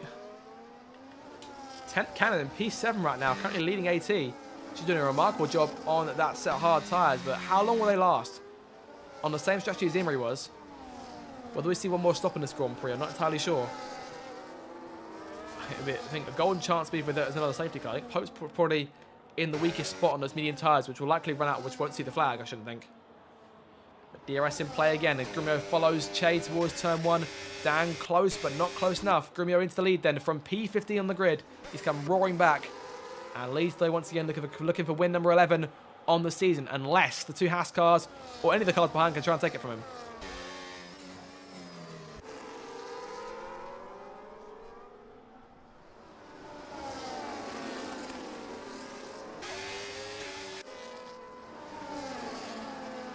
Alvar now back in DRS range and looking potentially to try and nab a point for RB. With Curtis currently scoring that point, that will be one marker increasing the gap from Ferrari to RB in the standings to 10 points between the pair of them. But Alvar taking that place and holding it to the flag would mean that gap drops to 8, which could be a bit closer coming into the season. You never know. Brashman, actually been saying that, Brashman's in the points paying places, so it means that Alvar will get the point regardless. Provided that Brashman stays P9. Curtis on course for 2 points. So there's still a 1 point gain for that team as PJ, after 25 laps, gets the first penalty of the evening for multiple warnings. And Che closing the gap towards turn 1, makes the move to the inside, nice and easy on Grumio. But Grumio trying again, but locking up into turn 1. Big lock up there. And Che not leaving Grumio a ton of space there, leaving turn 1. A bit more aggressive with Grumio than he has been with Dan earlier on this Grand Prix. And Dan wanted to try and get back around his championship rival as soon as he can.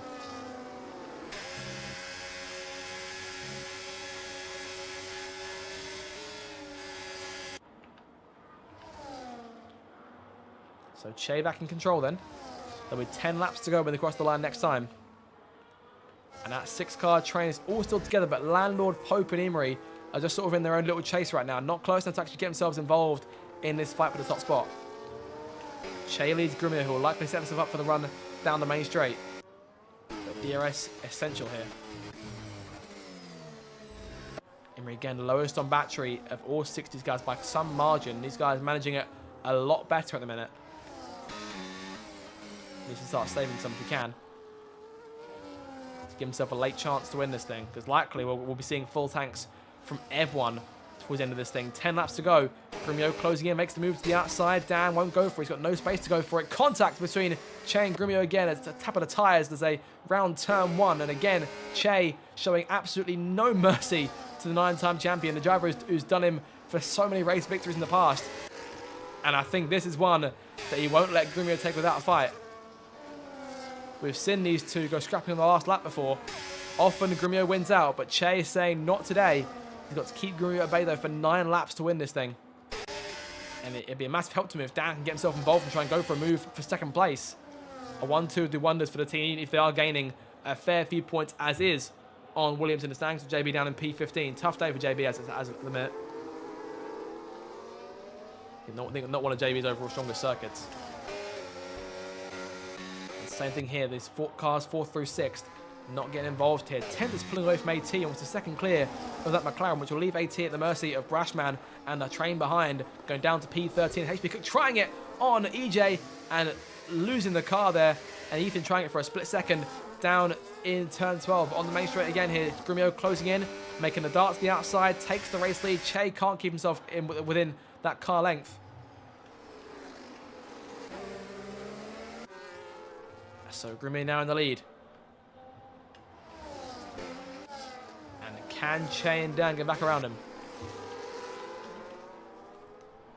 And 18 now around 10th cannon. So I may have jinxed her in some way. Curtis still there in P10. Sorry, Brashman's still P9. And Curtis is still there in P10. But as it stands right now, they're still looking at that single point for Alvar. But the 2 points for Ferrari right now is Courtney Goblin onto a fresh set of soft tyres. And again, they'll be looking at a late safety car for any hope to move on to a set of softs themselves in terms of everyone else. But Courtney Goblin may try and nab that fastest lap. Obviously, no point for it, but sheer pride on the line. We'll see if Courtney can do it. Alvar now passing Curtis. Curtis down 2 spots. Curtis off into the grass, into the gravel there. And the car out of it completely there. What has happened to Curtis? Can he back that car up? Is he out? VSC deployed. He's out. So a virtual safety car has been deployed then with 8 laps to go. Do we see anyone pit? No, no point in the pitting now. No, Pope is coming in. Oh, he's going to fake it. He's managed to fool me at least. But 8 laps to go here. And the gap all of a sudden a lot bigger between everyone else here. AT diving in. So a few cars going for it. 1 car at least. But it's not a full safety car. But a wing change in play for AT. Because I remember had that damage on the restart. So he's away. Down at the points paid places now. Going for one last set of hard tyres.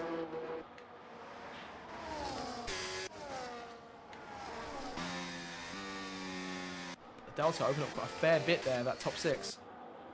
But a brief moment of calm for these guys fighting to lead. And I thought for a second there we'll be seeing that late safety car come to life. But just a VSC. And I can't imagine it being too much longer before we go green again. There it is. Green flag back in the air. 7.5 laps to go to decide this Dutch Grand Prix. Grumio leads Che and Dan. Landlord still there in DRS range, but falling back a bit here, which could leave a moment to Pope and Imrie as they come through turn 12. It's rumble with Che here. He's looking to try and take P1 back from Grumio.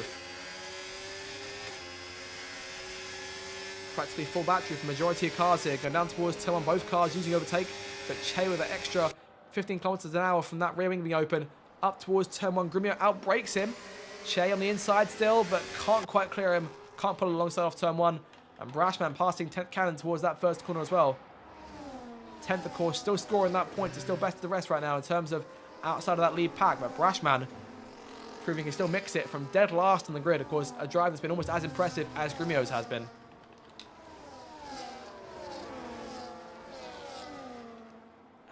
That's a rare sight to see 2 cars getting more than 10 places in a Grand Prix. Grumio gains 14, Brashman gains 12. 8.2 behind, actually the highest he goes.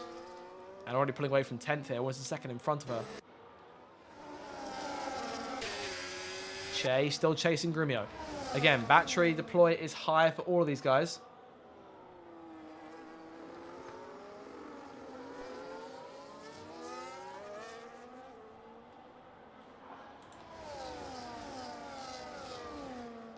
So 6 laps to go then, when they cross the line, and Che is in position to go for another move for the race lead. And breezing past the champion towards turn 1. Can Dan get involved? Late send from Dan into the first corner. Contact! He's hit Grumio.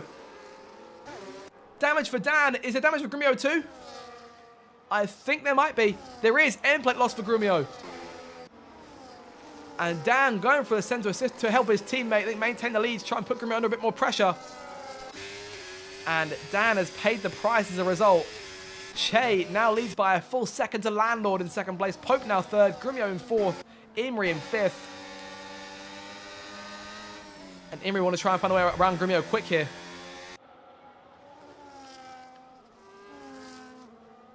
And with 5 laps to go, Che now looks to try and pull it, extend his lead as Landlord is trying to try and reel him back in. Can Grumio do anything from here? Has Grumio got anything left? Dan looks to be out of the chase completely here. End plate damage on both cars.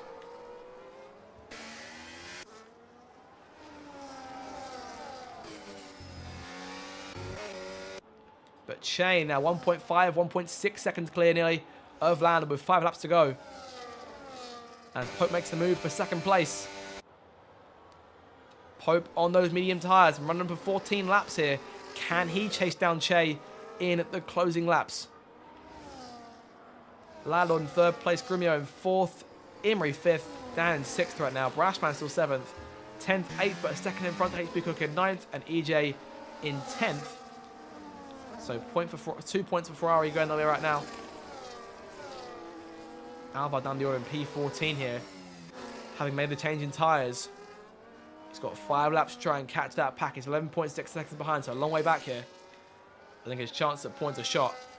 And EJ may well claim 2 points for Ferrari to add to his 7 this season. Pope falling away here. Che almost 2 seconds in front.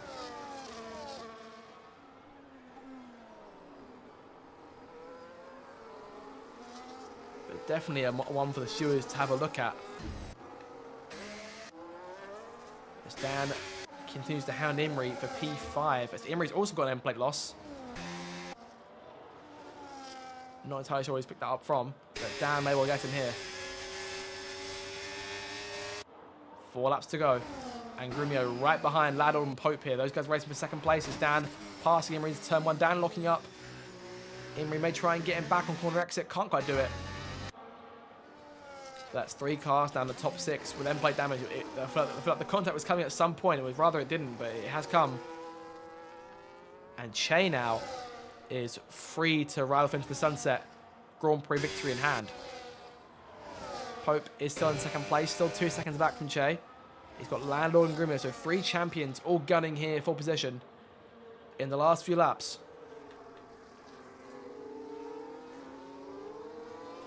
And I think there will definitely be questions about what happened on lap 30. On lap 31, rather.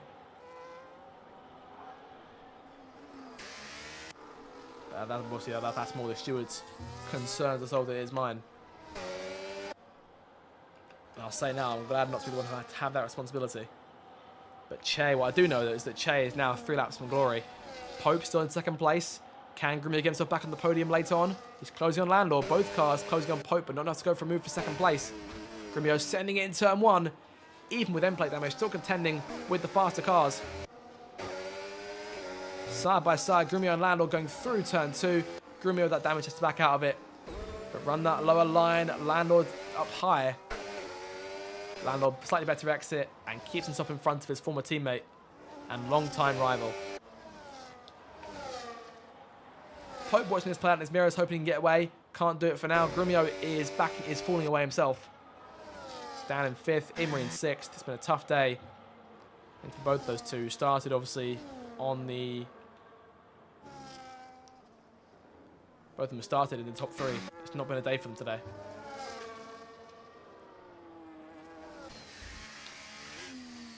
But Che, though, started in the 4th spot. Pope started in 5th. Those guys on course to end this thing in 1st and 2nd. Grumio looking to try to get Landlord here for this last podium place if he can. Trying to force him into some sort of mistake on those hard tyres. Of course, Landlord's tyre is slightly more worn than Grumio's by 2 laps.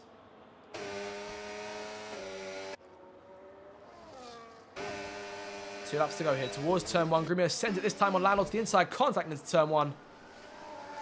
And the argy-bargy continues here as Landlord gets the better drive off turn 1. And through turn 2, clears Grumio. Once again, they're going to be off the podium for Grumio. And a 4th race winner indeed will be added to the books this season, provided that nothing goes wrong for Che in this final lap and a half. Pope on course for another podium finish here, hanging on those medium tyres, doing remarkably. And further back here, still as they were in the remainder of the top 10, EJ now is still holding off HB Cook. So on course for 4 points for the team for Ferrari. HB Cook on course for 2 to try and close the gap to Alpine a little bit. AT pitting late on. Courtney Goblin, those soft tyres. Didn't gain much there. AT, soft tyres, him and 2. So tough break for a number of these guys. Perhaps pace wasn't all there. Oh, yellow flag. Courtney Goblin's gone around. Lost the car going through between turns 2 and 3. Recovers it though, but will likely lose P15 to AT here. As Che comes through, just a few corners behind, start the last lap of this Grand Prix.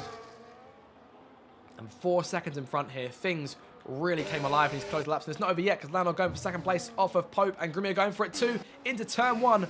And Pope will try not to lose out the podium finish on this last lap. Of course, can't bank on any sort of penalty from the incident earlier on because he played no part in that. He'll want 3rd place back, but have those medium tyres given all they can. HB Cook passing EJ towards someone. Those guys going side by side through turn 2. EJ wins out again, maintaining P9 here. But HB Cook trying on the inside again on corner exit here, side by side between these two on the last lap. Scintillating racing for the last few points in the order. HB Cook edging in front of the Ferrari, squeezing him through turn at number 6 into 7, still side by side there. HB Cook wins out. Can Pope do anything left? I think he's got nothing left, these guys, unfortunately, so missing out the podium as it stands, unless something changes in this last furlong. But up front, though, Che has come through 2 corners from victory now. Of course, up front all day here, strong car throughout, and coming through for his 1st victory of the season, the 4th race winner of this campaign. Che comes to the line and wins the Dutch Grand Prix. Landlord through in 2nd place, narrowly beating Grumio for 3rd, and Pope in 4th. Grumio from P15 to P3 in the end. Still a fantastic result, and gains 5 points on Dan in the championship. 94 points to gap now.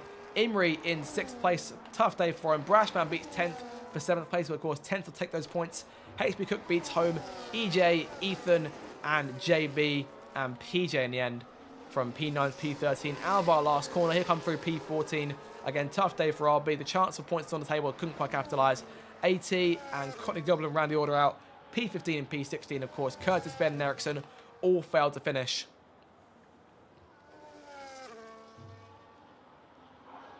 Of course, Che had made the move to the lead on Grumio. He played no part in the collision further back.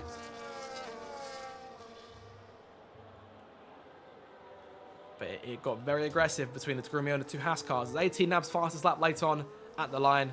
And Courtney Goblin comes through last finish today, P16. Che wins then. So 4th winner of the season. Fantastic day for him. He'll sure be very pleased with that. It's been a while since Che's won a Grand Prix, so victory then for him. Landlord 2nd and Grumio 3rd. So 3 manufacturers on the podium. Once again here, Che will increase that gap to Landlord, Pope and Imri in the standings. Maintain P3 in the championship for at least a bit longer. And from that spin later on last week, Che has redeemed himself with a victory here at Zandvoort. Fantastic race, a very chaotic race, to say the least. Landlord 2nd and Grumio the champion home in 3rd. So your final results then from Zandvoort. Unofficial, of course, Che wins it from Landlord and Grumio. Pope in P4, only just in the end by about half a second. Dan P5 after that late bit of contact. Imri in 6th place. Tough day for the 2 cars that started on the front row in this thing. Brashman P7, fantastic performance. Dead last in 7th place. 10th Cannon in 8th place. HP Cook in 9th. And EJ rounds at your top 10. Ethan P11 and JB in P12. PJ, Alvar, AT and Cockney Goblin in your last finishers. AT your fastest lap. Curtis, Ben and Ericsson all go down as DNFs from a tough Grand Prix overall for those guys. And that'll do it then in terms of racing action here this evening from the Netherlands. Of course, post-race interviews about to get underway shortly, and we'll see who we have available to join us. Whether we're able to get word from Che at all after that very, very strong Grand Prix showing from him as a whole. Whether we'll get word from Dan about the collision, whether that was a mistake or not. I can't imagine being anything more than a mistake on that front, but obviously cost him places, cost Grumio damage in the end, may have cost Grumio a chance to win. And obviously hurt Dan standing in the championship by a few points as well. So tough day on one side of the Haas garage, jubilation for the other half. And we'll see if we can get a word in from anyone.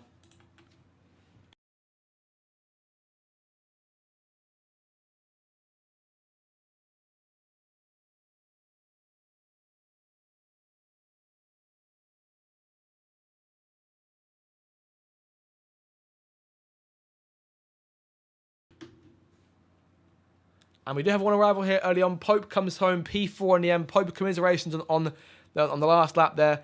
But I think strong pace all the way through for you, and obviously a good points finish as well. Yeah, I'll take it. Like I kept saying going into this race, I don't think I've drove Netherlands since F1 22, and I don't do anything else apart from league race. So it shows you how much time I've spent away from the track. So I'll take it. I think my pace was just continuously building. It's just a shame that I messed up. I think I can't remember what turn it is, turn 13, 14, which I think let the McLaren and Williams through. But what can you do? Of course, safety car came around that sort of point where you were looking to pit onto the medium tyre. In terms of, was there much concern in terms of perhaps a late puncture towards the end? Because you're on those mediums for a long time. No, not really. I nursed them really well, especially when I was just sit behind Landlord. It was only really from when Dan and Grumio's collision happened that I was going to push into tyres. So there was a lot of learning done in that second stint, knowing that it probably was going to be quite a tight call for the medium tyres. So it's some good knowledge. Fair enough. And obviously, Monza next time out. Perhaps a circuit that a lot of drivers have done right at in the past. Are we looking at a good result there? Perhaps is the win on? Do you think? Is the win on? Ooh, you never know. It's going to be DRS train, so it's just whoever's second or third by the end of the last lap, really. So we'll have to see. And it's not 100%, is it? No. No. Okay. Well, that's thankful. I think that there'll be a fair few drivers who share that sentiment, but of course, 100% Baku in a few weeks' time, so that'll be a prospect and a half. That's more fun at least than just DRS train for 52 laps it would have been. Too fair. But I'm excited for Monza though. Yes, you know, I mean, even if it is DRS trains, I'd always enjoy going to Monza myself. I mean, last season's race, 100% was a slog. I fell asleep almost a few times, I think, over the course of that whole thing. But you didn't hear me say that on air. But so good points day for Pope in the end. Obviously, gutting to losing the podium in the last lap, but obviously still a strong result either way. And we'll come now to 10th Cannon, who comes home P8 to the flag, but will score the points for P7 as Brashman is, of course, a reserve. 10th, fantastic result. You are finding your feet again, RDL. Man, I'm really happy with how that went. That was so scary. That was terrifying. Zandvoort is such a scary track to drive around really fast because you're so close to the grass, so close to the gravel, so close to the curves, which I nearly died on several times. But man, I'm really happy with how that went. Bit gutted that I didn't actually get to catch Brashman. I was pushing really hard to try and do that, but he was reserve anyway, so it doesn't matter too much. I'm really happy with how that went. I can hear the elation without a doubt. I mean, obviously, only about 2/10 in there overall, so not bad at all. And obviously, another good finish, more points on the board for you. I mean, is there a chance we can see a few more points finishes? Of course, the gap in the bottom half of the standings is quite low at the minute, so there's always a chance with a few more good results could jump up in the standings. I hope so. I mean, we're like halfway through the season. I hope I haven't peaked here. I don't know. I feel better about my pace generally. I think coming into my return, I was struggling to get in the top 10, but I think, sorry, I think I'm now consistently finding where I am. That seems to be around sort of 10th, between like 7th and 12th, because like you've got like the Fast 9. That's like the McLarens, the Alpines, the Hasses, Grumio, Imri, etc., etc. When I left RDL, I was just about on the back of them, I think. But now I think I'm further off, but I'm getting closer, which is good, to be honest, because it means I can try and keep scoring points. Makes sense. Yeah. I mean, I say you're definitely getting yourself back to sort of where you were in terms of pace compared to everyone else. And I'll ask you in terms of Monza next week, is there another point scorer finish in the bag there? Well, I don't know. Every track seems to be much the same in that you start the race, you get in a DRS train, and then the race ends. But with Monza, I feel like because it is mostly straight and in real life is mostly a DRS train, it's going to be as close to like a super speedway race in NASCAR as we can get in the RDL. So I wasn't here for Monza last season, nor was I here for Zandvoort, so I don't know what to expect, but hopefully if there's a bit of chaos, I can sneak through and get some points out of it. And we'll see if that chaos will arrive next week, same time, same place. We're looking at the 15th of September, so next week, same time, same place on the Zach RC channel. And that'll do it then, you guys. So thank you guys for coming along to the interviews, and that will do us for coverage here tonight on the Zach RC channel. Of course, make sure to join us next week for the Italian Grand Prix, round 15 of the championship. Have an absolutely fantastic evening. Make sure to subscribe for more future audio content.